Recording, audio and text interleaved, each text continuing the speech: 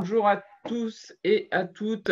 Bienvenue dans ce nouveau numéro de Talkiji, le talk de l'information jeunesse. Bonjour à tout le monde. Je vais juste présenter les petits nouveaux parce qu'il y en a pour ceux qui suivent qui nous retrouvent depuis la semaine dernière. Alors, Nils qui est à GoPop. Alors, à GoPop, c'est Villard-de-Lans en fait. C'est ça, c'est le plateau du Vercors, donc je suis basé à Villard-de-Lans, mais le pige est intercommunal. Et puis Lola et Nadjet qui nous viennent de Fake Off, qui seront les grands invités de notre débat, mais je vais vous présenter un tout petit peu plus tard. Je vais juste vous donner le programme de ce talk. Pour ceux qui étaient là la semaine dernière, on a tout changé. On va faire plus court. On va essayer de se tenir jusqu'à 15 heures, grand maximum, avec un débat en plusieurs temps cette fois-ci, entrecoupé de chroniques. Et ce débat du jour, c'est fake news, démêler le vrai du faux. Et donc, on le fera avec l'association Fake Off. On aura une nouvelle chronique aussi avec Nils, la chronique du promeneur du net, qui reviendra un petit peu sur les questions de jeunes du moment. On retrouvera forcément la mauvaise humeur de Siegfried et il est très fâché aujourd'hui. On retrouvera aussi Pierre avec vue sur les réseaux sociaux. On fera un petit jeu encore une fois et on terminera en musique avec Azurite. Qui nous jouera 2 morceaux en live depuis chez elle, un peu avant 15 heures. Bonjour tout le monde. Sondage sur Bicast comme la semaine dernière, bicast.live. Le sondage, est-ce que vous avez déjà eu affaire à une fausse nouvelle? On fera un petit point tout à l'heure sur le sondage. On va commencer, mais avant de commencer, je voulais avoir une grosse pensée pour notre collègue Azedine du Pige de Cheneuve qui malheureusement nous a quittés cette semaine, pas du Covid, mais voilà, on voulu, avant de commencer, avoir une grosse pensée pour lui et pour sa famille, et puis on va bien penser à lui pendant l'émission. Ça ne va pas nous empêcher de le faire dans le fun, mais voilà, juste pour dire qu'on pense à lui. Maintenant, on va introduire notre débat assez rapidement. On a des petits jingles cette semaine, donc je vous pose la question dès la fin du jingle. Et donc ce grand débat autour des fake news, et on voulait l'introduire tout simplement, le débat, en vous posant une question. C'est quoi la pire fake news ou la plus grosse fake news que vous avez rencontrée ces derniers jours ou ces dernières années? Alors, qui se lance dans la bande? Alors, Pierre. Oui, il y en a une qui m'a fait rire. Enfin, je ne sais pas si elle est drôle. Dernièrement, c'est l'histoire de la cocaïne qui était censée soigner le Covid. Et donc, je me suis dit, bon, c'est bien joué, hein, mais bon, faut quand même être un petit peu fou pour y croire. Mais c'est la dernière qui m'a marqué. C'était plutôt étrange. D'accord. Alors, les autres, qui auraient éventuellement une autre fake news? Marion, peut-être? Non. Ah, Siegfried. Moi, c'est plutôt un poisson d'avril, en fait. C'est sur le Twitter de Emmanuel Macron, en fait, qui dit qu'à 12 heures, ils vont couper l'accès à Fortnite pour que les élèves puissent suivre l'enseignement à distance. C'est le truc qui m'a fait bien marrer ces derniers temps, surtout que j'ai 2 ados, donc ça marchait très bien. Et nous, ça nous arrangerait bien parce que ça nous permettrait d'avoir une meilleure connexion en visio aussi. Marion, à toi. Moi, ce qui m'avait fait rire, c'est il y a une fake news qui a circulé en Russie, comme quoi Vladimir Poutine avait lâché des lions dans la rue pour forcer les Russes à rester chez eux. En fait, c'était une image qui avait tourné depuis 2016 d'un lion échappé d'un zoo, il me semble. Voilà, ça m'avait fait rire. Lola, Nadjet, vous avez peut-être vu des choses ou pas? Oui, bien sûr. Moi, ce qui m'avait marqué, c'était, donc c'est un peu moins drôle, peut-être un peu plus vieux. En 2015, tous les médias avaient annoncé la mort de Martin Bouygues, qui est un gros industriel français que tout le monde connaît, je pense. Et en fait, l'info est venue d'un journaliste qui avait appelé le maire de la commune où vivait Martin Bouygues. Et le maire lui avait dit oui, monsieur Martin est mort, sauf qu'il ne parlait pas du tout du même Martin. Et toute la presse avait repris cette information qui était quand même bien. Info que je connais bien parce que c'est à 10 km de mon bureau, le fameux village en question. Mais je crois que pour l'histoire, Martin Bouygues avait une résidence dans le coin. Exactement, oui, c'est pour ça qu'il y avait eu cette info, mais voilà, ça avait été repris partout. Je crois que les bourses avaient chuté suite à l'info de mémoire. L'action avait chuté. Oui, et on a été obligé de démentir très vite parce que c'est effectivement une info qui a eu un impact immédiatement. Mais du coup, il y a la 4G dans ce village, quoi, maintenant. Eh ben, pas forcément. Sam, Nadjet, Nils, Ouais. Olivier. Moi, un grand classique, c'est les platistes. C'est ceux qui vont adhérer à la théorie que la Terre est plate. C'est quand même une des plus vieilles théories du complot, en tout cas mensonge global. Et on continue de le démentir. Et il y a toujours autant d'adhérents. Donc voilà, c'est une théorie qui me surprend et que j'ai choisie. Alors qu'elle est carrée. Bien sûr, sur le dos d'une tortue. Ouais, moi, c'est pareil, moins drôle, mais qui m'a beaucoup frappé, qui m'a même mis en colère. C'était, je ne sais pas si vous vous souvenez, quand il y avait des centaines, voire des milliers de parents qui se sont insurgés contre le gouvernement, comme quoi il y aurait dans le programme l'éducation sexuelle et des cours de masturbation. Ça m'avait beaucoup frappé parce que en fait, je me disais, ces gens-là ont cru une vidéo d'une femme qui a fait une vidéo dans sa voiture. On connaissait ni son identité, ni sa profession, et qui a été relayée des milliers de fois. Et en fait, en plus, cette info, elle était facilement vérifiable. Il suffisait justement d'aller voir les professeurs ou l'établissement des enfants, quoi. Donc, ouais, ça m'avait beaucoup marqué, surtout que voilà, il y avait beaucoup de groupes WhatsApp qui envoyaient ça, signer des pétitions, hors de question que mon enfant fasse de la pornographie à l'école. Enfin, c'était assez étonnant, quoi.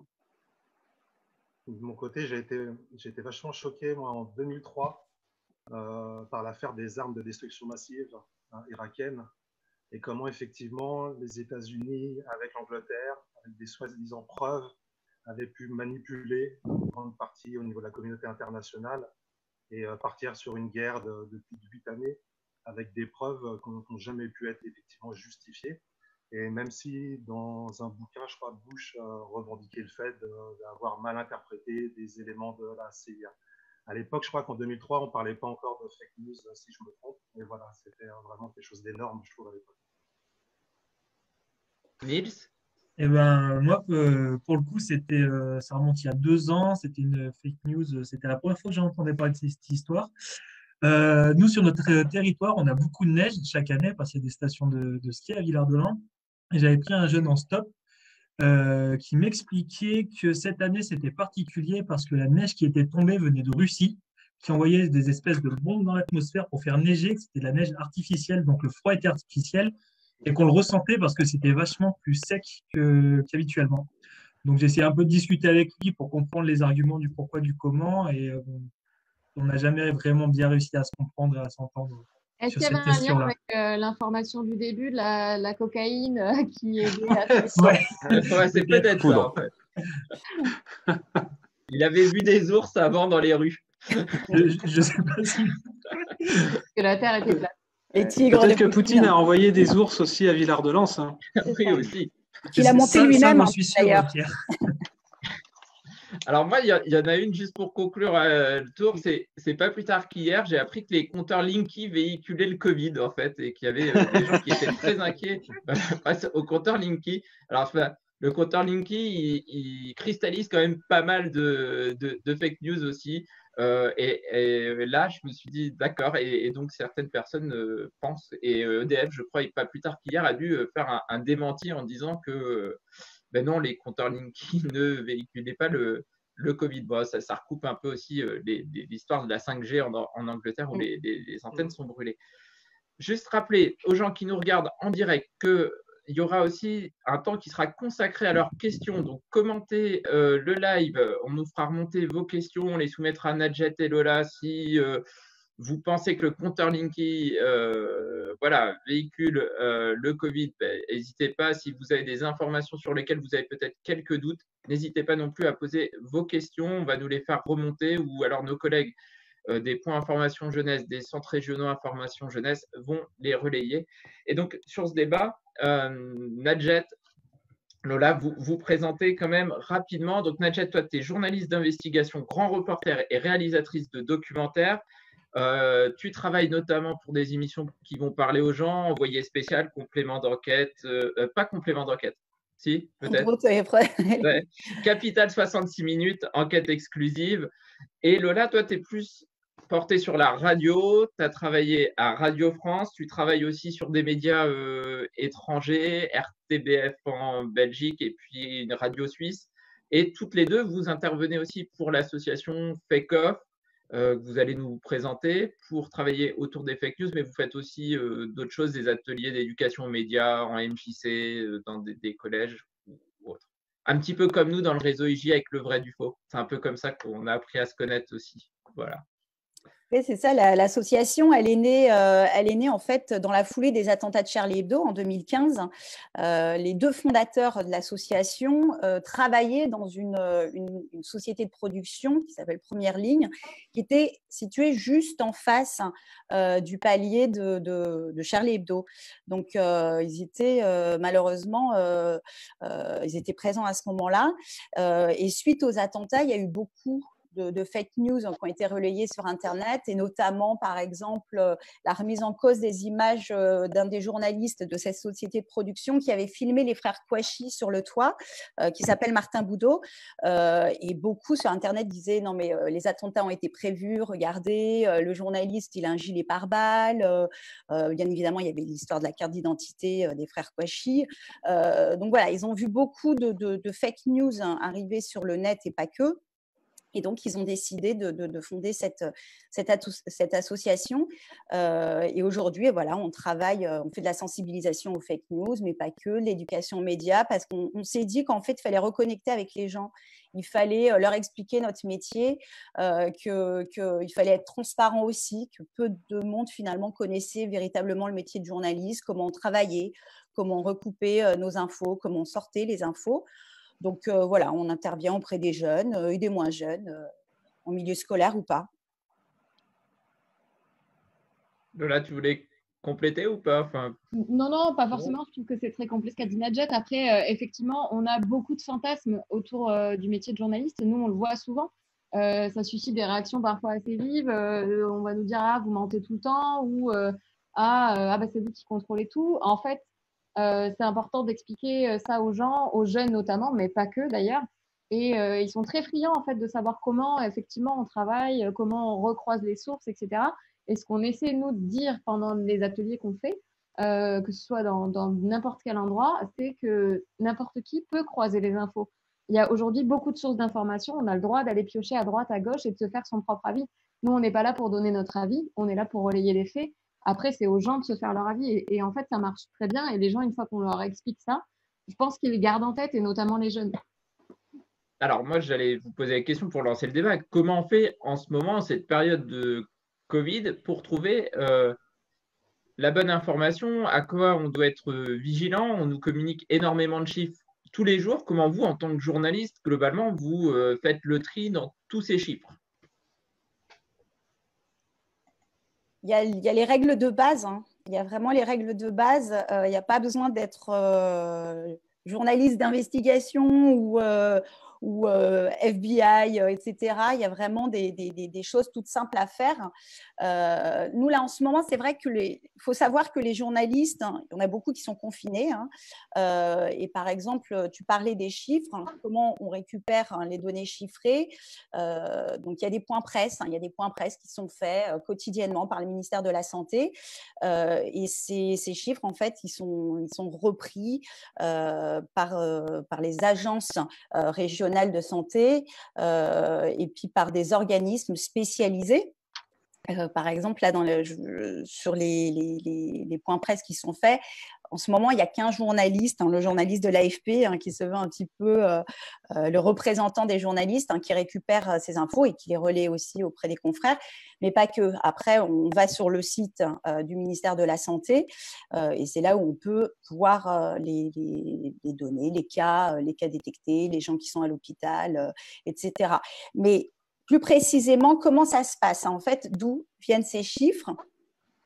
En fait, c'est elles viennent d'une centaine d'hôpitaux. Il y en a environ à peu près 108, hein, c'est un peu augmenté ces derniers temps, qui sont habilités à dépister et à soigner le coronavirus et qui alimentent les bases de données répertoriant les malades. Et ces données, elles sont consultables par le ministère de la Santé, les agences régionales et Santé publique France. Voilà, c'est comme ça qu'on sort ces chiffres. Par contre, ces 3 organismes, ils n'ont pas accès à l'identité des patients qui sont touchés. Quand tu dis pas l'identité, oui, on n'a pas les noms en fait. Hein, on n'a pas les noms, on n'a pas les profils non plus. Voilà, c'est vraiment des données purement chiffrées. Donc, on ne sait pas si c'est des gens de 40 ans, si c'est des gens qui ont 80 ans. Enfin, c'est ça, tu essaies de nous dire là, en fait. C'est pas le ministère qui le sait. Ça, c'est les agences régionales de santé, c'est les services hospitaliers qui donnent ces informations après aussi. Hein. C'est pour ça qu'il faut prendre avec des pincettes ces chiffres parce qu'elles ne sont pas forcément en temps réel aussi. Il faut prendre le temps, il faut prendre du recul pour les estimations de ces chiffres-là. Et justement, sur cette histoire de chiffres, il y a aussi eu un petit peu une polémique, on l'a vu, parce que on n'a pas toujours pris en compte les mêmes données. Donc, il y a les données remontées par les hôpitaux, dont par les Nadjet. On le sait, ça fait une petite semaine maintenant qu'on prend aussi en compte le nombre de personnes qui sont décédées dans les EHPAD. Vous savez, les maisons de retraite, etc. C'est une donnée qu'on n'avait pas au départ. Donc, ça veut dire que les chiffres, on ne peut pas vraiment comparer les chiffres du début de l'épidémie en France aux chiffres d'aujourd'hui. C'est pareil, les chiffres, en fait, on est très vigilant parce qu'il y a aussi les chiffres du nombre de personnes qui sont en réanimation, de ceux qui ressortent de l'hôpital.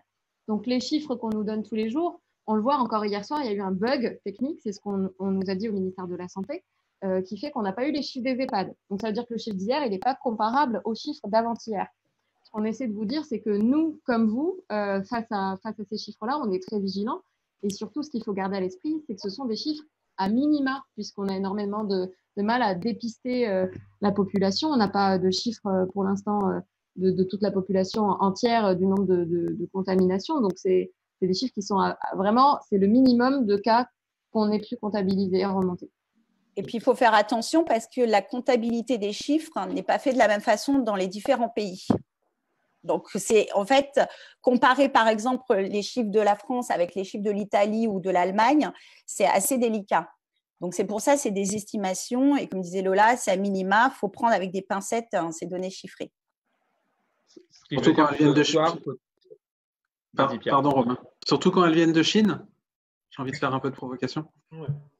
Bah, on l'a vu dernièrement, surtout que c'est ça, on s'est rendu compte effectivement par des enquêtes de journalistes qui sont sur place, qui sont confinés notamment à Wuhan depuis le début. Ils se sont rendus compte que ces données n'étaient pas fiables. Donc effectivement, il faut faire attention. Et c'est comme tout d'ailleurs, que ce soit de Chine ou des autres pays. Il y a des enjeux politiques aussi, il faut l'admettre, économiques. Donc voilà, il faut dire aux gens ces chiffres, c'est pour donner une idée de l'ampleur de l'épidémie, de la pandémie, pardon, parce qu'on est en pleine pandémie aujourd'hui, que c'est sérieux.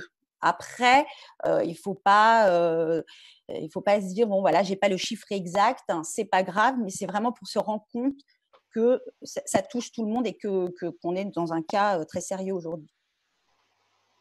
Donc, par contre, ce qu'on est à peu près sûr, c'est que ce soir, le chiffre, par exemple, prendra les décès en EHPAD d'hier liés au bug technique. Donc, forcément, il y aura une hausse aussi. Enfin, c'est peut-être là où il faut aussi un petit peu d'esprit critique pour se dire j'ai pas eu les chiffres hier. Donc, forcément, le chiffre d'aujourd'hui risque d'être beaucoup plus spectaculaire sur le nombre de décès.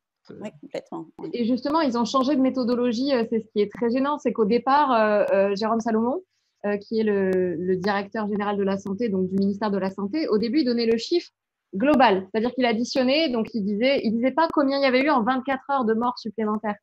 Donc du coup, il fallait personne, je sais pas vous, mais moi je vais pas aller faire une soustraction chaque jour pour savoir de combien est l'écart. Donc en fait, c'est totalement faussé. Donc maintenant, on commence à dire combien il y a de morts chaque jour. Et effectivement, comme tu dis Romain, il va y avoir forcément plus de chiffres, plus de morts ce soir, à moins qui retire ce chiffre, mais là on rentre dans des calculs qui sont très compliqués, sachant que voilà, on a du mal à avoir des données très fiables de partout.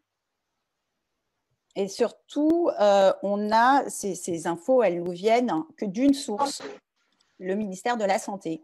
Voilà. On verra un peu plus tard, hein, justement, comment vérifier les infos, et les sources en font partie, bien évidemment.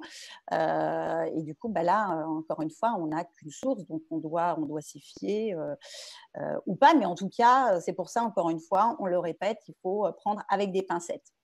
On n'est pas en train de dire que ces chiffres sont faux, mais ils sont ce qu'ils sont.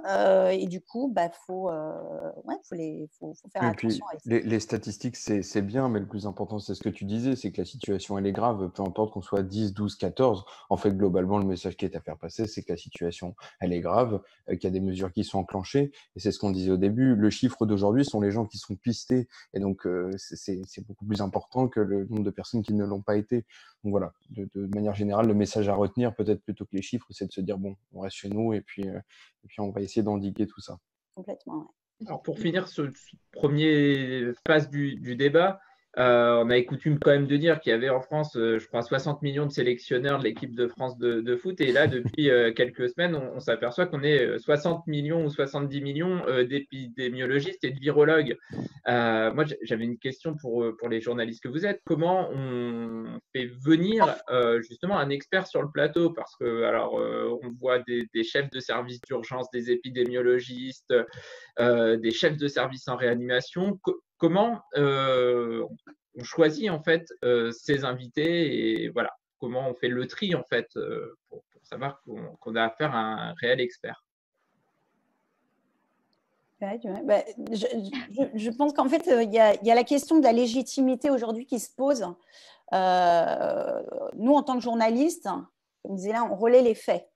On n'est pas des médecins, on n'est pas des professionnels de la santé, donc on a besoin de cette voix professionnelle pour acter des faits scientifiques ou sur l'aspect sanitaire. Et donc le choix de ces professionnels, il se fait notamment. Enfin, il y avait aussi une volonté de leur part de communiquer. Et notamment pour sensibiliser les gens à la gravité de la situation et notamment pour le confinement. Parce qu'on a bien vu au confinement au début, c'était un peu compliqué, les gens sortaient énormément. Donc, ces professionnels ont aussi voulu, par le biais des médias, porter leur voix en disant « Attention, voilà, nous, on est dans les services, nous, on voit les patients. » Et donc, c'était une façon d'alerter la population. Alors après, c'est vrai qu'on voit beaucoup de chefs de service parce que les autres, les soignants purs ou les médecins, les internes, etc., sont sur le terrain. Je ne dis pas qu'ils ne le sont pas eux, mais en tout cas, voilà, ils se font un peu porte-parole de l'équipe, quoi. Et puis, il y a ce côté, le fait d'avoir un chef de réanimation d'un grand hôpital, peut-être que pour les gens, ça apporte un peu plus de poids aussi. Après, je crois que c'est ce que tu disais aussi. Il y a autant d'experts que d'avis, presque. Donc, pour les choisir, nous, on va se fier un petit peu à ce qu'ils ont déjà publié, à leur carrière. On va peut-être pas aller prendre quelqu'un qu'on ne connaît pas du tout et dont on n'a jamais parlé et lui donner la parole. On essaie de choisir des interlocuteurs ou interlocutrices légitimes, justement, de par leurs travaux, etc. Mais en ce moment, on est dans une période tellement délicate qu'on le voit. Il y a même des gens qui font le même métier qui ne vont pas avoir le même avis. Donc, c'est très, très délicat. Et c'est là où, effectivement, le libre arbitre de chacun intervient. Et il faut croiser les sources, regarder plusieurs émissions, lire plusieurs articles pour se faire une idée, je pense. Après, en télévision, effectivement, pour être encore une fois dans la transparence, on choisit ce qu'on appelle des bons clients. Et donc, les bons clients, c'est quoi? C'est quelqu'un qui va bien s'exprimer, qui va être didactique, qui va être clair pour tout le monde, qui ne va pas être trop scientifique, trop technique. Surtout en ce moment, on a besoin de réponses claires. Donc, quelqu'un qui va nous parler comme Monsieur Tout le Monde, c'est ce qu'on recherche. En tout cas, les chaînes d'infos, c'est ce qu'elles recherchent. C'est pour ça qu'on voit souvent les mêmes, peut-être. Il y a le côté facilité aussi, c'est-à-dire pour les chaînes d'infos, par exemple, ça va très vite. Il faut se dire qu'il faut remplir l'antenne rapidement, faut toute la journée. Et puis, il y a une question de réactivité, de facilité, d'avoir un carnet d'adresses et d'appeler ces professionnels qu'on connaît déjà, qui seront dispo assez rapidement. Il y a ça aussi. Alors, on passera au cas pratique dans la deuxième partie du débat, mais je vais passer la parole à Pierre pour sa chronique justement autour des réseaux sociaux qui s'appelle Ça se voit sur les réseaux. Pierre, ça va être à toi. Qu'est-ce que tu nous as préparé aujourd'hui? Alors, la semaine dernière, on vous a parlé de Crustel, hein, qui continue de cartonner sur Instagram et Twitter. Cette semaine, on s'est plutôt amusé à rechercher des contenus sur les meilleurs moyens de contourner le confinement. Alors, je ne vous cache pas qu'on est tombé sur des perles. On aurait bien aimé trouver les images de cette dame qui prétexte une sortie parce qu'elle promène son canard ou son lapin, je ne sais plus. Bon, ces images n'existent pas. Par contre, on vous en a trouvé d'autres. Donc, on vous propose une sorte de top 5 des pires excuses pour contourner le confinement. Et tout ça, ça va se passer en vidéo. On vous rappelle quand même la consigne, c'est de rester chez soi et de ne pas faire le concours Lépine de la plus belle excuse pour sortir. Alors, c'est parti pour ce petit top 5. Comptez de la semaine prochaine, si vous continuez à avoir des attitudes pareilles, vous serez verbalisé à hauteur de 135 € à chaque sortie. C'est pas une mauvaise attitude. Madame, on vous demande de respecter des mesures de confinement et de faire des déplacements pour éviter. Je n'ai pas une mauvaise attitude. Madame, regardez ce que vous achetez. Oui, je vois bien. Vous prévoyez une gastro ou quoi?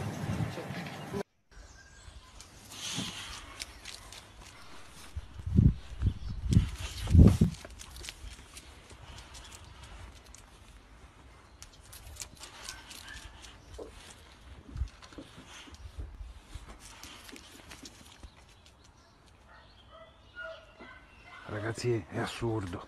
Guardate le persone pur di uscire che cosa si inventano. Qua stanno diventando tutti matti.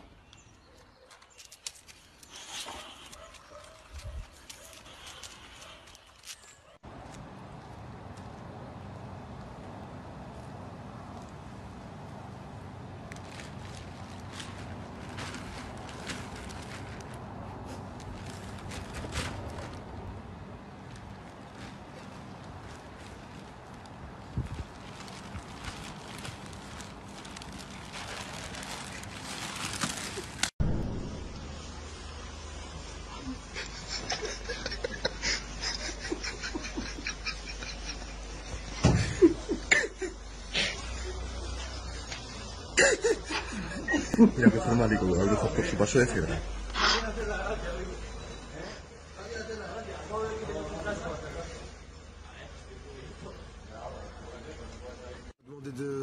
De rendre service, j'ai rendu service, monsieur. Alors, on revient en plateau maintenant. Après ces 2-3 vidéos qui vous ont sûrement fait rire pour certaines chez vous, entre la personne déguisée en dinosaure, la course de sac poubelle nocturne ou autre, je crois qu'on manque pas d'imagination pour essayer de sortir chez toi. De chez soi, pardon. Mais voilà, en tout cas, on vous le rappelle, l'objectif, c'est quand même de rester chez soi pendant cette période de confinement. C'est quand même surtout que vous remarquerez qu'un des deux personnages dans son sac poubelle, à la fin, il se prend quand même une grosse gamelle et il se mange le pylône. Donc, en plus, c'est dangereux, quoi. Clairement. Restez chez vous.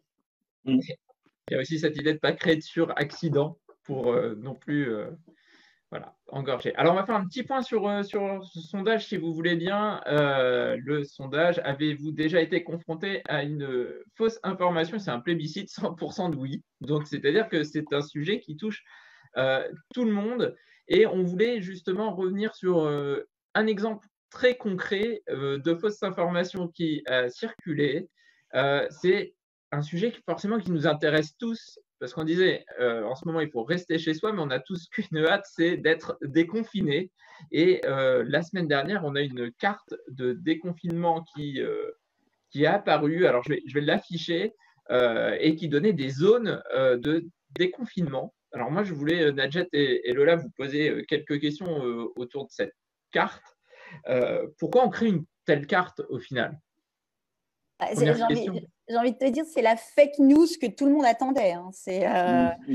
Cette fake news, en fait, elle répond à une attente parce que beaucoup de personnes, elles sont inquiètes. Elles se demandent quand est-ce qu'elles vont reprendre le boulot, quand est-ce qu'elles vont partir en vacances, comment elles vont s'organiser avec les enfants aussi. Donc, voilà, les gens sont inquiets, ils sont dans l'expectative totale. Donc, on a besoin en ce moment, notamment sur l'histoire du déconfinement, d'avoir la lumière au bout du tunnel, en fait. C'est ça, c'est à quel moment ça va s'arrêter. Donc, c'est pour ça qu'elle a bien fonctionné, hein, cette carte, et qu'elle a été énormément relayée. Parce qu'elle a tout simplement répondu à une question dont on n'a pas encore la réponse et qu'on n'est pas prête d'avoir tout de suite la réponse. Tout à fait, elle est apparue effectivement à peine 2 jours après le discours d'Édouard Philippe, il me semble. Et donc, il y avait toute la matière ou tout le contexte effectivement pour propager ce type de désinformation. Il faut savoir, enfin, le gouvernement fonctionne par palier de 15 jours. Pardon. Donc, c'est vrai qu'on nous donne une première date, après on la rallonge. Donc, on ne sait pas trop quand est-ce qu'on va sortir de ce confinement. Les gens, le fait d'avoir une date précise, ça permet de se projeter parce que mine de rien, l'être humain a besoin de se projeter. Et là, dans cette situation, c'est compliqué pour nous. Donc, ouais, cette carte, en fait, elle apportait vraiment un petit côté espoir, quoi. En fait, la fake news, elle va venir combler un vide que je vais avoir, en fait, un besoin. C'est un peu le propos, peut-être.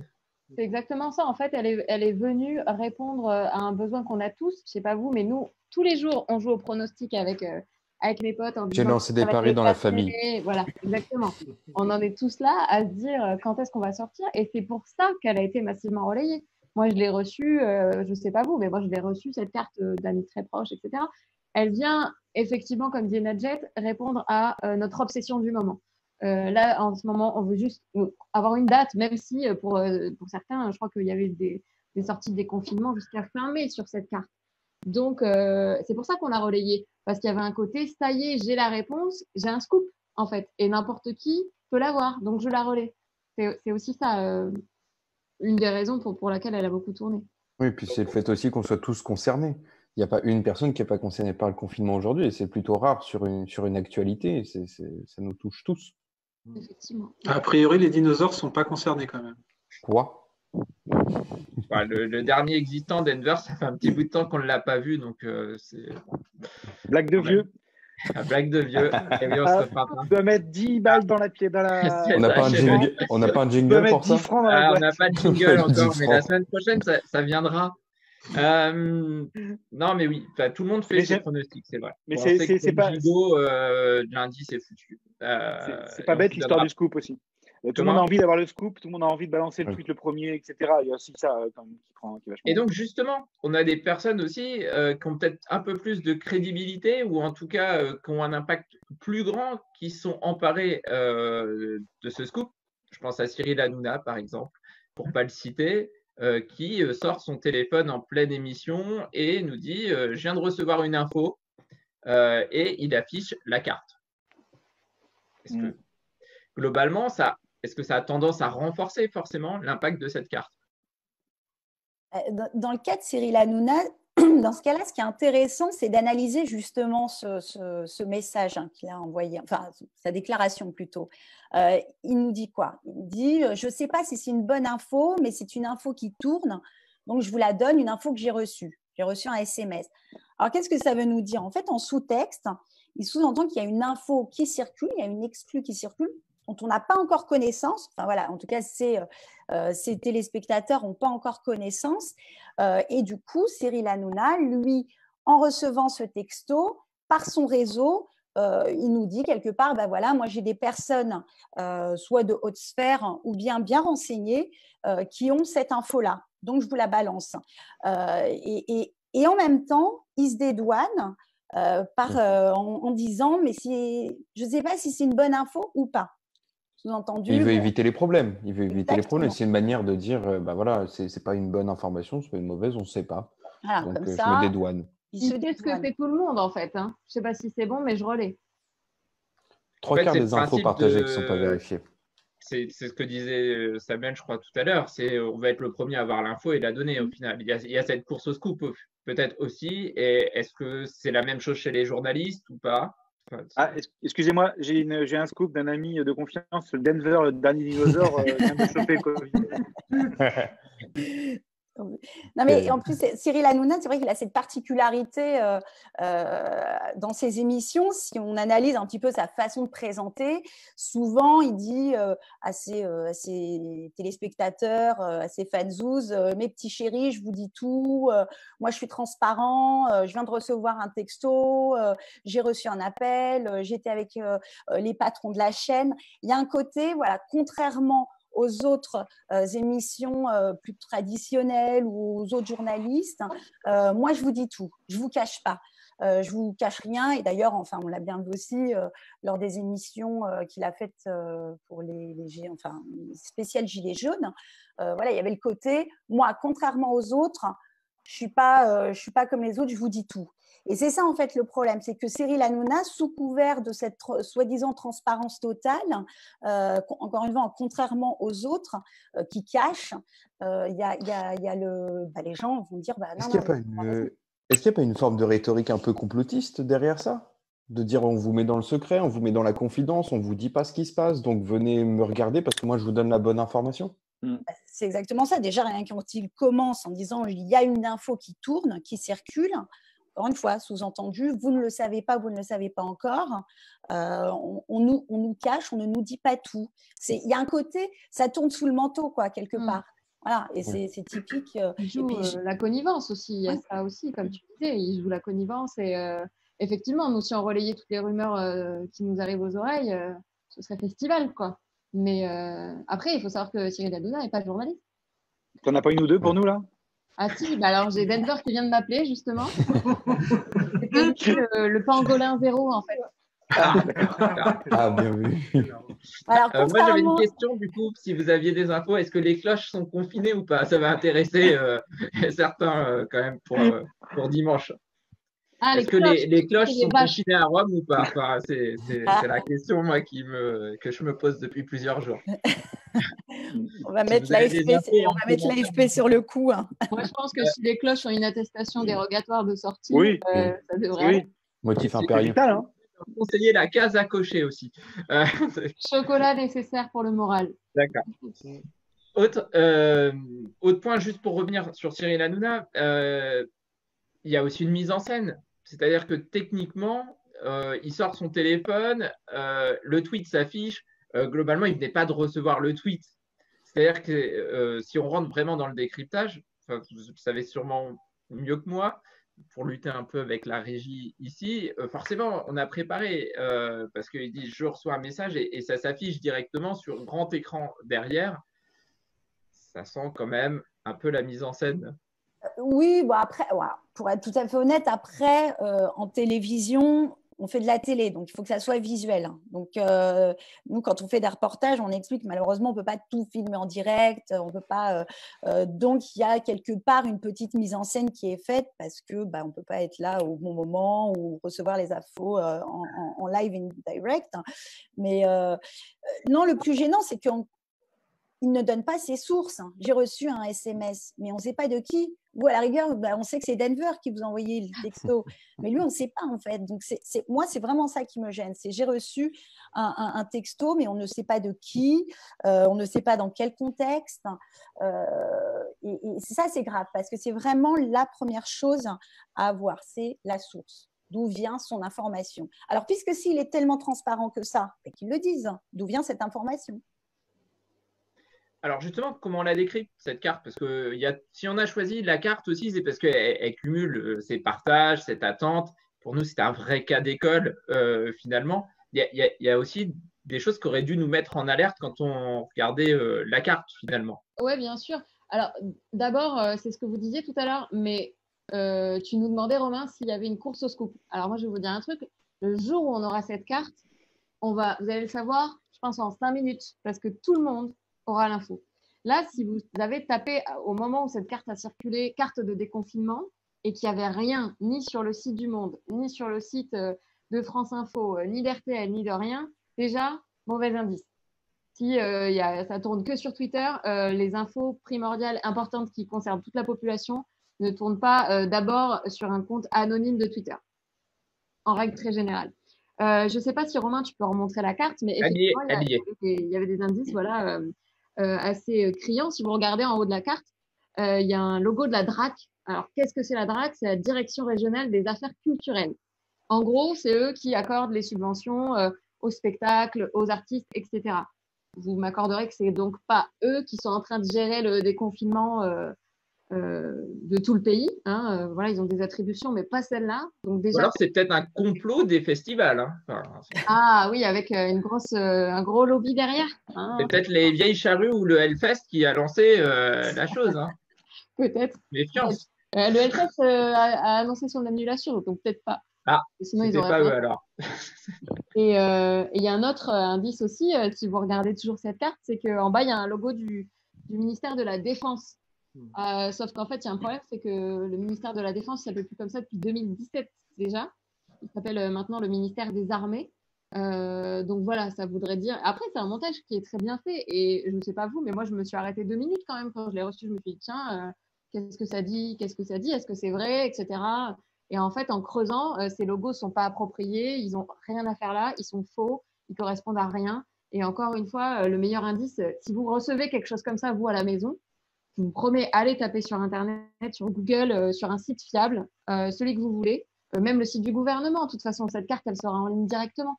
Et là, si vous ne voyez rien nulle part, à part sur des réseaux plus ou moins anonymes ou obscurs, a priori, c'est vraiment que c'est faux.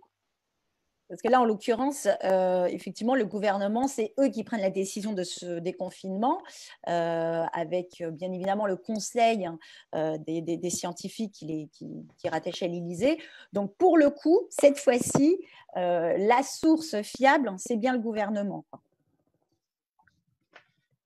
Alors, on va passer aux chroniques, et notamment à une chronique qui est forcément très attendue. Avant de passer à la troisième partie du débat, c'est la chronique de la mauvaise humeur de Siegfried. Siegfried qui a chaque semaine envie de râler. Et du coup, c'est une surprise pour nous.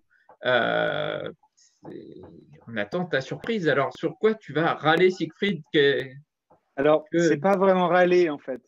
Alors là, les gens vont être déçus. Bah oui, je voulais juste avouer au monde entier que je croyais un peu à toutes les fake news qui passaient en ce moment, et encore plus en ce moment avec le virus. Bon, juste, je suis un peu déçu que Noël cette année soit annulé quand même. Donc voilà, j'ai monté, comme je me suis mis à la place des fake news, donc j'ai monté une association de défense des fake news. Et comme elles sont pas souvent la parole dans les médias, je vais leur laisser la parole. Donc j'ai reçu un courrier mis en scène d'une fake news qui s'appelle « Boire 14 bières par jour protège du Covid ».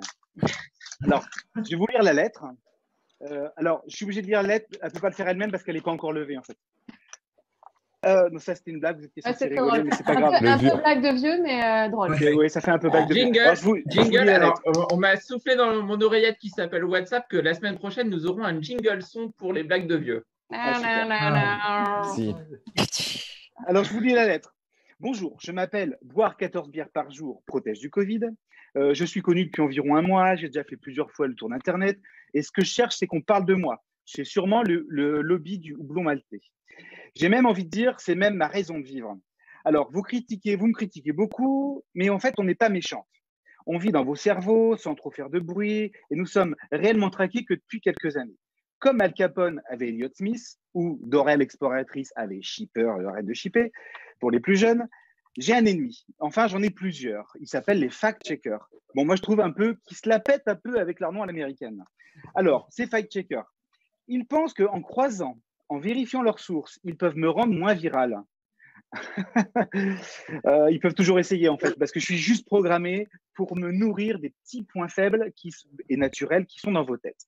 Vous savez, on en parle beaucoup en ce moment, ce sont les biais cognitifs. Et ceux-là, je les adore. Alors, je voulais juste vous dire aussi que j'ai 2 cerveaux préférés. C'est celui de Mark Zuckerberg, qui est le créateur et le grand chef de Facebook, qui est un peu mon géotrouve-tout à moi. Et celui de Donald Trump, qui est mon cerveau-test. Avec lui, j'essaye, j'innove en permanence, il est très très fort. C'est un peu mon papa, parce que c'est lui qui m'a fait connaître. Alors, si le mot biais cognitif ne vous parle pas, je vais vous donner quelques exemples pour que ce soit plus clair. Mais avant, une petite définition. Un biais cognitif, c'est un petit raccourci ou une stratégie dans votre cerveau qui vous permet d'agir vite, de donner du sens à ce que d'agir vite, de donner du sens ou vous souvenir de ce que vous lisez, voyez ou entendez. Et ça vous permet aussi de faire le tri. Et en ce moment, il y a de quoi. Bon, alors, je vous fais ma petite liste de biais cognitifs. Le premier, c'est celui dont je me sers le plus souvent, c'est le biais de confirmation.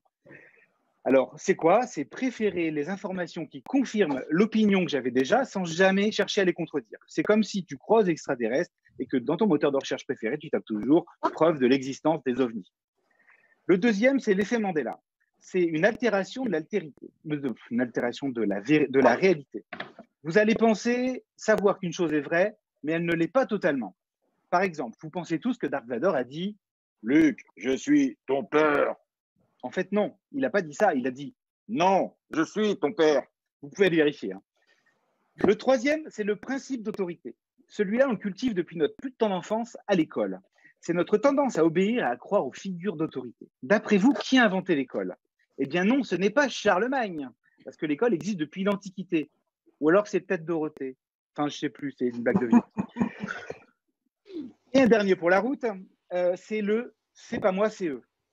Lui a tendance à nous faire croire qu'on est les seuls à ne pas être dupes. C'est pour ça que tout le monde pense que Facebook et les autres médias sociaux propagent des fake news, mais que vous continuez à y aller parce que vous savez faire le tri.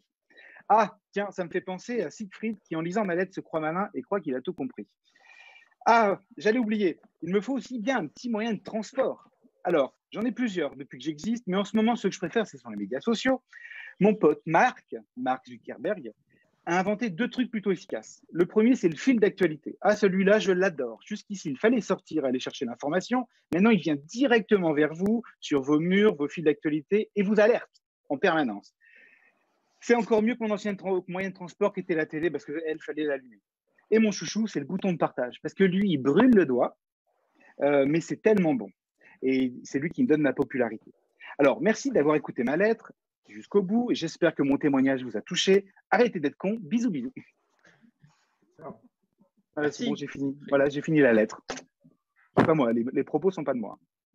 Bien sûr. C'est de la fake news, boire 14 bières par jour protège du Covid. D'accord. Avec Alain Modération quand même. Hein, c'était, on le rappelle, pour les 14 bières par jour. Okay. Eh bien, je vous propose de jouer aussi, moi, aujourd'hui, avant de reprendre le débat. Et on va jouer avec l'actualité. C'est surprenant. Parce que parfois aussi, l'actualité, elle nous joue des petits tours et elle nous réserve des surprises. Et il y a des choses vraies qu'on n'imaginerait pas vraies. Donc, je vous ai fait un petit QCM. 4 questions, il y a 4 réponses. Et donc, on va voir qui est dans le vrai, qui est dans le faux. En plus, on a quand même 2 journalistes avec nous. Voilà. Alors, je vous lis les questions, je vous fais les propositions de réponses. Le dimanche 29 mars 2020, le ministre de l'économie Bruno Le Maire nous présente sur Instagram son cochon d'Inde. Là, tout le monde l'avait vu. Mais quel est son petit nom? Est-ce que c'est Michel? Est-ce que c'est Jackie? Est-ce que c'est Corbier? Nouvelle blague de vieux. Et où est-ce que c'est John? Manu? Non, c'est pas Manu. Non, c'est pas Manu, c'est pas dans les réponses. C'est Jean-Michel. J'aurais dit John. Moi, j'aurais dit Michel. Ouais, Michel aussi. Vu la blague, je pense. J'aurais dit John aussi. John aussi, ouais. C'était plutôt sur Michel. Hein. Alors, vous pouvez jouer aussi dans les commentaires. Hein. Eh bien, il n'a pas 2 prénoms, c'est sûr. Il ne peut pas s'appeler Jackie et Michel. Non. Jackie et Michel Le Maire. Non, il lui aurait dit merci autrement, hein, le cochon d'Inde. Laissons ce pauvre Par cochon. contre, il y a un hommage au Kennedy. Il y a un hommage au Kennedy. Ah, j'ai dit Jackie. Ah, c'est Jackie. Oui. Jackie. Donc, mais ça aurait pu être John aussi, hein, en hommage au John Fitzgerald. Mais bon. Et donc, c'est bien Jackie. Allez, deuxième question. En 2017, le rappeur B.O.B. lance une cagnotte en ligne pour collecter 200 000 $. Mais alors, pourquoi il le fait? Est-ce que c'est pour boucler le financement d'un album concept autour des Illuminati? Est-ce que c'est pour financer l'envoi d'un satellite dans l'espace pour prouver que la Terre est plate? Est-ce que c'est pour organiser une émission de télé-réalité visant à réconcilier Booba et Karis? Là, ça n'aurait pas plu à… D'ailleurs, ils ne se sont jamais battus, d'ailleurs. Ou est-ce que c'est pour employer les meilleurs détectives privés des États-Unis pour chasser les fake news de Donald Trump? Je crois, ça me parle, l'histoire de réconcilier Booba et Karis. Ouais. Voilà. Je rejoins Pierre sur Booba et Karis. Il y a des tâches impossibles hein, quand même. Alors, attends, tu peux redire la date? Parce qu'il me semble que tu as dit C'est en 2017. 2017. Ah, bah, ils s'étaient pas encore fâchés. Oh, mais ils sont fâchés depuis longtemps, hein, quand même. Oui. Ils s'étaient pas encore croisés à l'aéroport. Avant de se quitter, ils étaient amis. Donc, Oui, ils sont fâchés depuis la 5e, depuis l'année dernière. Il n'y avait pas l'octogone encore. hein. C'est là pour la 4, peut-être.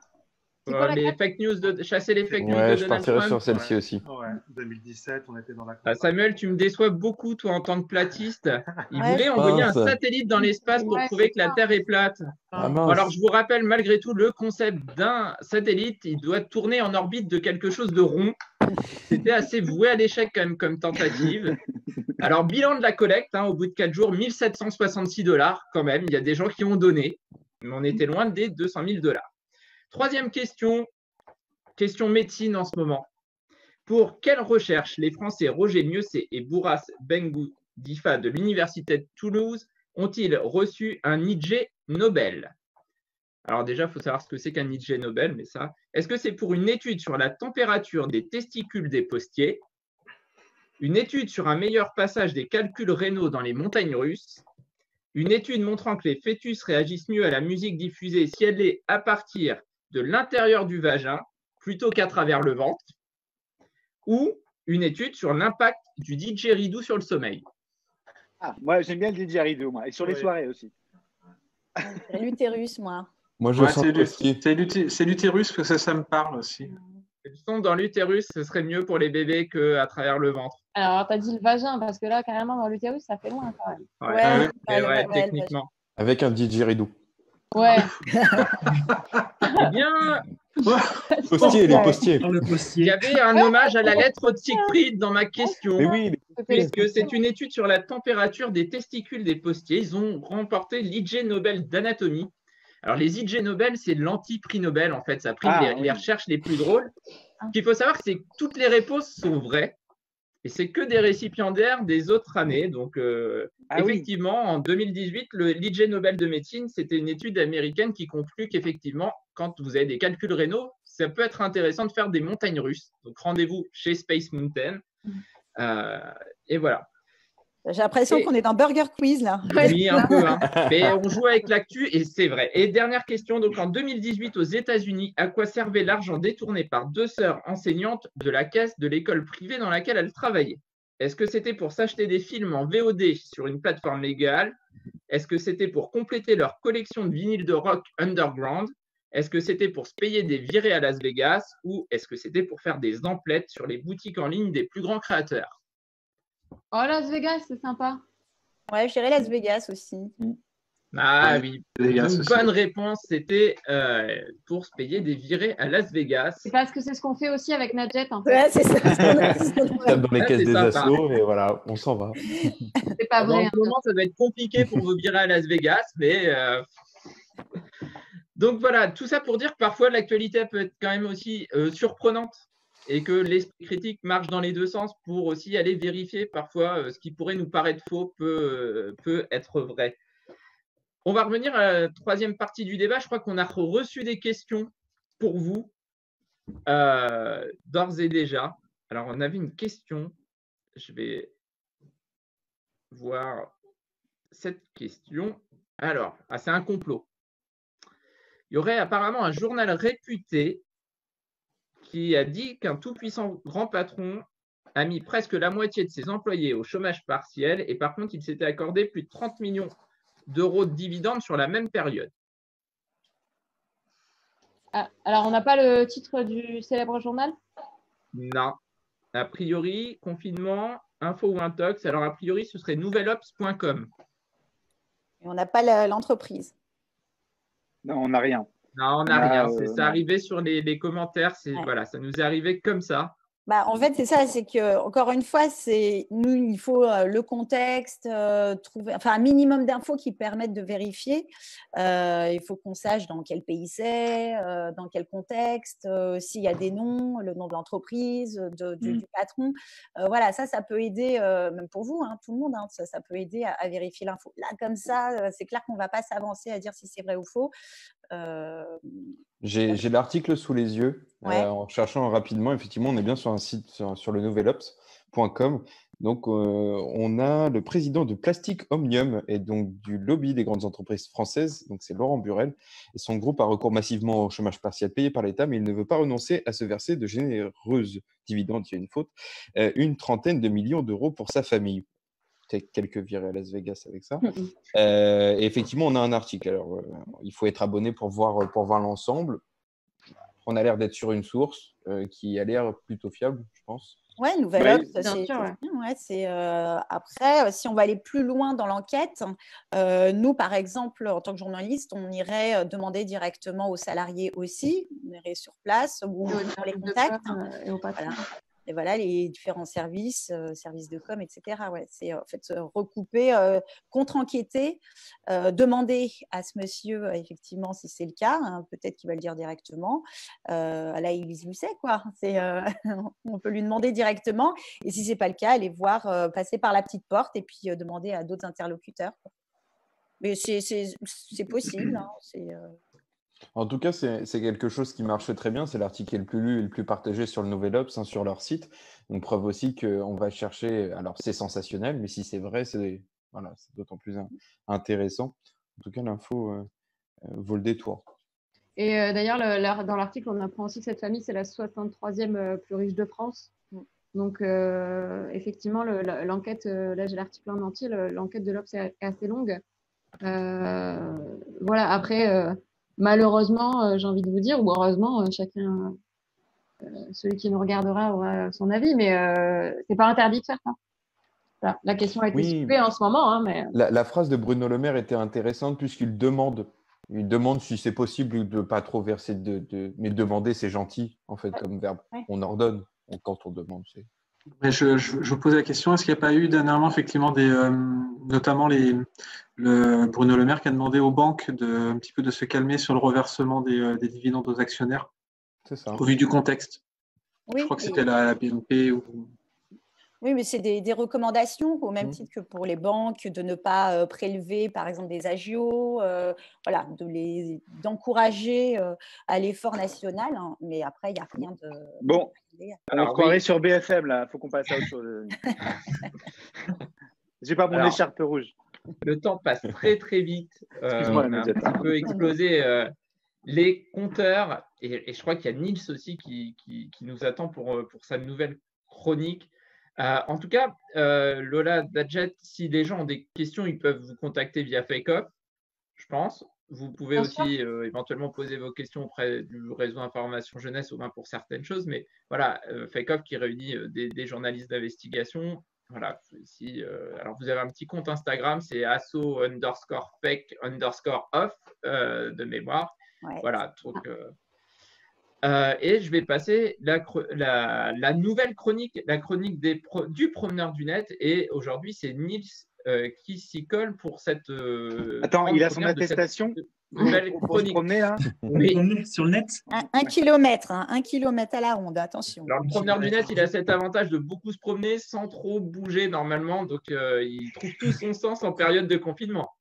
C'est ça, normalement, je reste dans les parages. Alors du coup, effectivement, moi je suis un formateur jeunesse, donc je travaille au centre social Agopop Maison des Habitants qui se trouve dans le Vercors et je suis aussi promeneur du net. Donc les promeneurs du net, c'est quoi? C'est des professionnels de la jeunesse, de tout milieu, un formateur jeunesse, conseiller en mission locale, éducateur spécialisé, animateur et bien d'autres encore qui passent du temps en ligne pour assurer une présence éducative. Grosso modo, ça veut dire qu'on passe du temps sur Facebook et Instagram pendant nos heures de travail avec l'accord de nos chefs afin d'être accessible aux sollicitations des jeunes, mais aussi pour être vigilant aux pratiques à risque. Donc, c'est sous l'impulsion de la CAF que les différents réseaux départementaux des promeneurs du net se sont montés à travers la France. Concrètement, les jeunes peuvent solliciter un promeneur du net pour avoir une réponse adaptée à sa situation, où le promeneur du net peut aussi prendre contact avec un jeune s'il pense que cela peut être nécessaire vis-à-vis d'une situation qu'il aura pu voir en ligne. Dans les faits, on regarde notre fil d'actualité pendant un moment, puis on va discuter avec les mêmes jeunes un peu tous les jours. Mais je dois t'avouer que pendant ce moment de confinement, nos habitudes sont un peu chamboulées. Puisque nous devons nous adapter à une vie numérique plus dense que d'ordinaire, pour ma part, je passe du temps à essayer de trouver de nouvelles choses à faire pour maintenir le contact avec mon public et montrer que même si je ne suis pas bloqué dans mon bureau pige, je peux être tout aussi efficace sur Internet en étant bloqué dans mon bureau chez moi. C'est la magie du numérique. Donc, fort de ces quelques jours d'expérience, en mode confiné, coupé de tout contact physique avec mes voisins, ma famille, mes collègues, je me suis amusé à voir comment l'actualité pouvait être traitée sur les réseaux sociaux par les jeunes. Donc, l'actualité de cette dernière semaine, ça a été particulièrement rythmé par l'annonce de Jean-Michel Blanquer, le ministre de l'Éducation, sur les conditions de réussite au baccalauréat 2020. Son discours a été suivi d'une multitude de publications sur les réseaux sociaux, renforcées à coups de hashtag 2002. Nous sommes donc en droit de nous demander si les 2002 et autres élèves précoces ou redoublants sont vraiment en PLS suite à l'annonce de notre ministère de l'Éducation. Je reviens sur le cas des candidats libres un peu plus tard. Avant toute chose, j'adresse un big up tout particulier à Ronny pour le féliciter de l'obtention de son baccalauréat 2020 dès le mois d'avril, que je cite, comprend ce qu'a ressenti Adil Rami après avoir gagné la Coupe du Monde sans jouer. Alors oui, mais en fait non. Même si à l'instar de notre ami Romy, de nombreux candidats à l'édition 2020 du baccalauréat ont parsemé les réseaux sociaux de ce trait d'humour à l'encontre d'Adil Rami, que je salue au passage s'il est sur le live, salut Adil. En fait, vous n'êtes pas encore tout à fait admis au bac. Malheureusement pour vous, le ministre de l'Éducation a été très clair sur ce point. Si l'obtention du bac se jouera bien sur le contrôle continu, pour mériter le précieux sésame, il faudra être assidu jusqu'à la fin de l'année. En effet, à la fin du 3e trimestre comptera également dans votre note finale. Donc, tant que l'année scolaire n'est pas finie, rien n'est encore joué. Cependant, les notes obtenues pendant le confinement ne seront pas comptées dans la moyenne. Mais l'assiduité peut être bien. On n'est pas encore très sûr, on n'a pas tout compris. Cette affaire a également été l'occasion pour les bacheliers de l'année passée de donner un petit message d'encouragement à la jeune génération. Je me permets donc de citer l'altruiste Leslie avec un message plein d'encouragement plus jeunes collègues. Les 2002 qui pullulent sur Twitter, profitez bien parce que quand l'année prochaine vous mangerez vos premiers partiels et que vous n'aurez jamais su ce que c'est de réviser à fond pour un examen, je suis sûr qu'on va moins vous entendre dans votre échec. Alors d'abord, je vous souhaite bonne chance pour ces partiels à venir, mais en fait, j'en profite également pour vous dire que pour ce qui concerne les partiels des études supérieures, une ordonnance du 27 mars 2020 du gouvernement laisse de la souplesse aux universités pour organiser les examens à distance. Les étudiants doivent être prévenus au moins 2 semaines à l'avance de l'épreuve. Non contente de se sentir agressée de la sorte, Léane y est aussi allée de son petit commentaire. Arrêtez de croire qu'on n'a pas travaillé pour notre bac, hein, on le mérite et on a travaillé pendant 3 années de lycée. Et c'est bien vrai, je rappelle à tout ce petit monde qu'on ait travaillé ou pas, les notes des épreuves anticipées sont gardées. Donc les notes de l'année dernière comptent pour le bac cette année. Et les oraux de français sont maintenus pour les premières. J'ai fait un petit tour sur le site du Centre d'information et de documentation jeunesse, donc le CIDJ, pour savoir vraiment quelles sont les vraies informations derrière le bac. Donc, ce que j'ai retenu, c'est que les candidats qui obtiendront une moyenne allant de 8 à 10 passeront les oraux de rattrapage dans les conditions habituelles début juillet. Les candidats qui auront moins de 8 de moyenne ou qui échoueront aux épreuves de rattrapage pourront participer à une nouvelle session au mois de septembre. Pour cela, le jury d'examen se penchera sur l'assiduité au cours et la motivation de chaque candidat. Donc, il est à noter que cette session de septembre est aussi ouverte aux élèves qui préparent le bac en candidat libre. S'agissant des élèves des lycées professionnels, les épreuves de BEP, CAP et bac professionnel seront à valider sur la base des contrôles effectués en cours de formation et sur un examen du livret scolaire par le jury d'examen. Le ministre rappelle également que toutes les dispositions indiquées s'appliquent ainsi aux élèves des lycées agricoles. Donc, dans l'hypothèse d'un retour dans les établissements scolaires dans les prochaines semaines, le ministre de l'Éducation nationale a affirmé que les cours se tiendraient jusqu'au 4 juillet, afin de rattraper les semaines perdues pendant le confinement. L'assiduité à ces cours sera très importante pour la réussite au bac, je le précise encore une fois. Donc, pour répondre à l'inquiétude de ce jeune tweetos qui nous dit que les profs qui ont mis des sales notes et dit aux élèves « vous inquiétez pas, au vrai bac, les profs noteront moins sévères », Monsieur Blanquer a affirmé que pour garantir l'égalité entre les candidats, le ministre rappelle qu'un jury d'examen se penchera sur le cas de chaque élève pour garantir une harmonisation des notes entre les établissements. Ce jury pourra aussi regarder l'assiduité des candidats au cours s'ils ont repris. Autrement dit, votre présence en cours jusqu'à 4 juillet comptera dans votre appréciation et pourra vous permettre d'accéder à la 2e session du bac organisée en septembre en cas d'échec. Pour conclure cette chronique, je souhaite bonne chance à tous les candidats au bac 2020, qu'ils soient nés en 2002 ou non, et surtout, restez chez vous. Vous aurez plus d'informations sur le site education.gouv.fr à la rubrique Bac et brevet 2020. Merci, Nils. C'était dense. Hein. C'était dense. Non, mais ce qu'on a compris, c'est que Alors, pour résumer, les vacances, c'est fonction de votre zone, c'est en ce moment, mais après, il va falloir retourner un petit peu bosser pour avoir son bac. Ouais. C'est ça. Et puis, moi, ce que j'ai compris, c'est que le bac 2020, en fait, sera beaucoup moins cher sur le bon coin, quoi. Ouais. Plus ou moins ça. Je la relis si tu veux. Alors, juste pour conclure le débat et avant de passer la parole, ou plutôt la guitare à Azurite, notre invité musical pour terminer, juste revenir sur les gestes barrières. Peut-être Marion dire un petit mot. On avait fait un petit document rien que pour vous. Il va être mis sur les réseaux sociaux et aussi sur le drive de l'Uni très rapidement pour les gestes barrières à effectuer pendant cette période de confinement où la propagation des fake news aussi est quand même très très favorable. On parle de la propagation du Covid, mais les fake news aussi profitent, elles, du confinement. Donc voilà, identifier la source, contextualiser l'information, croiser l'information, exercer son esprit critique et maîtriser ses émotions. Voilà, c'est un petit peu, je pense, le résumé de ce qu'on a pu se dire avec Nadjet et Lola aujourd'hui. Alors attendez, on a peut-être une question qui nous arrive, mais je ne sais pas si... Hop, qui arrive en direct. Peut-être. Non. Alors, est-ce qu'Azurite est arrivé? Vous êtes tout prêt? Oui, je suis là. Ah, super. Qui va être là pour l'heure du show. Oui, on peut retrouver la lettre de Siegfried a priori. Est-ce que tu la mettras en Creative Commons, Siegfried, ta lettre? Activez le micro, monsieur. Faut que tu mettes ton micro.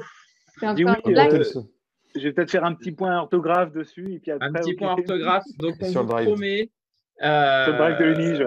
On vous le promet, Siegfried va publier sa lettre. Voilà. Tu as déjà des fans, de nombreux fans qui ont déjà hâte de te retrouver la semaine prochaine et te mettre la pression.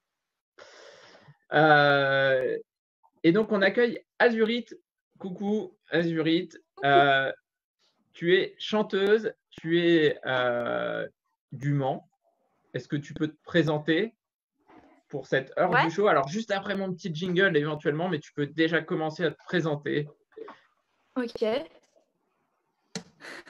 Ça marche. Bah, du coup, je suis Azurite. Comme vous avez dit, je viens du Mans.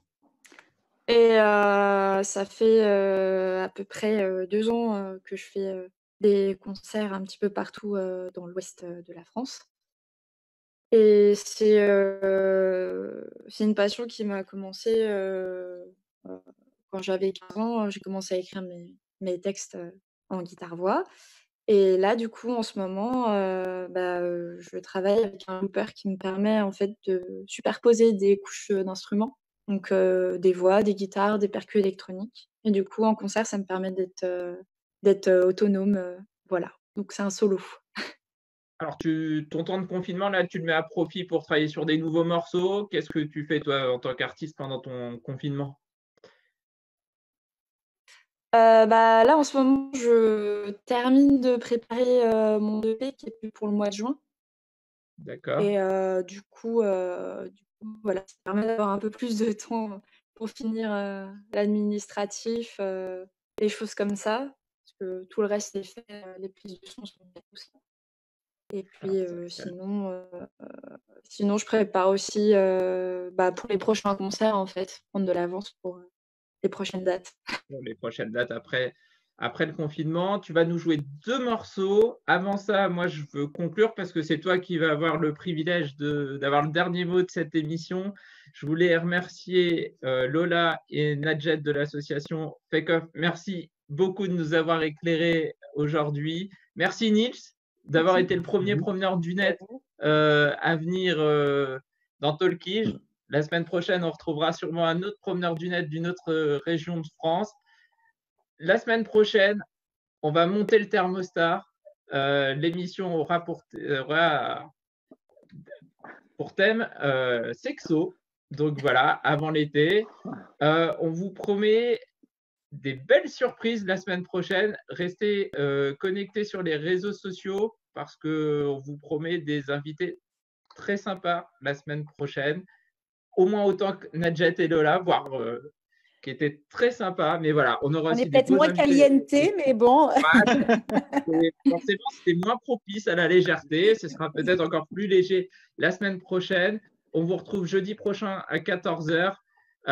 Bonne semaine à tous. Bon confinement. Restez chez vous. Et Azurite termine maintenant avec ces 2 morceaux. On te laisse la parole, la guitare. Et dès que tu as fini, on se dit au revoir. Voilà. Salut tout le monde. Ok. Salut. Salut.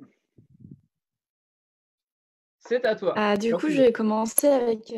Ok, merci. Le premier morceau que je vais faire, c'est un morceau qui va être dans l'EP, qui sort bientôt. Et il y a une version du coup avec le looper, parce que là, ça sera en acoustique. Et la version avec looper, elle est disponible sur YouTube. Voilà. Elle s'appelle Stéréo.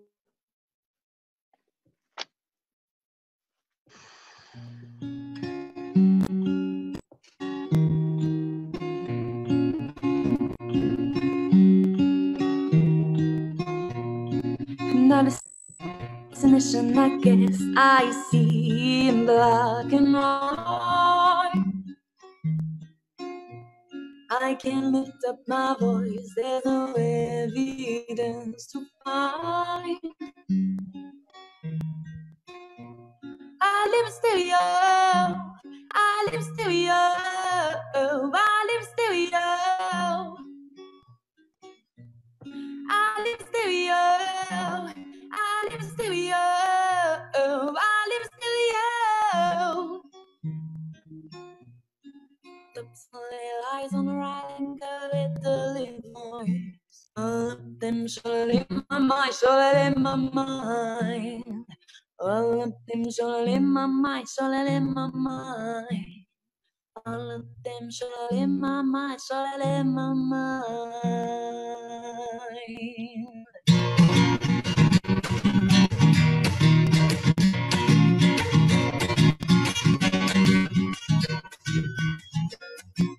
Another dimension I see in black and white. No, I can lift up my voice, there's no evidence to find. I live stereo, I live stereo, I live stereo. I live stereo, I live stereo, I live stereo. Eyes on my anger, it's a little voice. All in my mind. I see in black and white, all in my mind, all in my mind. I see in black and white everywhere, with everyone. I see in black and white every time, and it makes me mad. I live stereo, I live stereo, I live stereo. I live stereo, I live stereo, I live stereo. Ooh, it's lit. And I don't lie.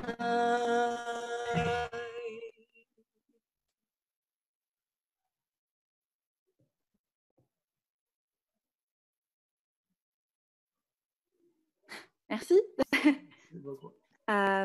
Du coup, je vais continuer avec une petite reprise. Alors, j'en fais pas souvent une reprise, mais celle-là, je fais assez régulièrement parce que c'est une chanson que j'apprécie particulièrement et je pense qu'il n'y a pas besoin de donner le nom. Normalement, vous devez la connaître.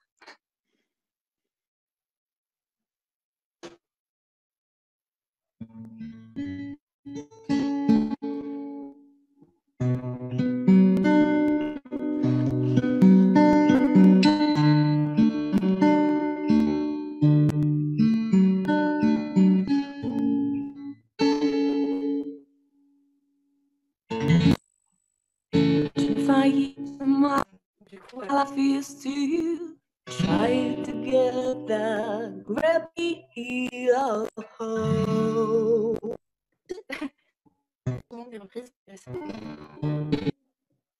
I realized quickly when I knew I should that a whole world made up of this brotherhood of men. For whatever that means. And so I cry sometimes when I'm like that, trying to get it all at once in my head, and I am feeling a little peculiar. And so I morning night side by side, and I'm taking the road, and I get high, and I spend the top of my own. And I say, ooh, yeah, yeah, ooh, yeah, yeah. I say, what's going on? And I say, ooh, yeah, yeah, ooh, yeah, yeah. I say, what's going on?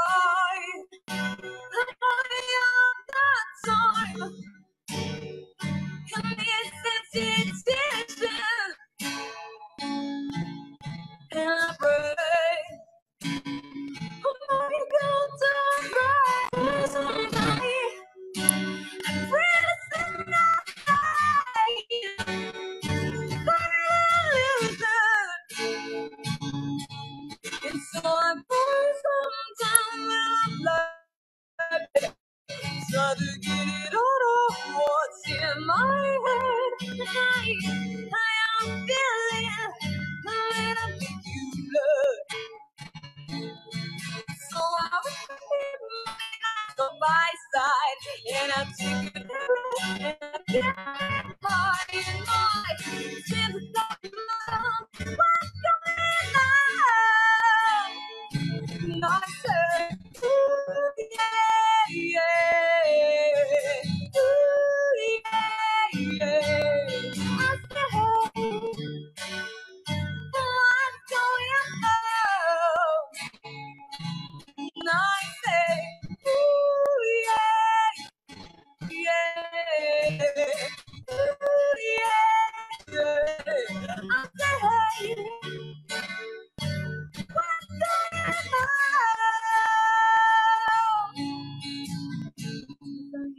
My life is here, trying to get up the rabbit hole from a destination.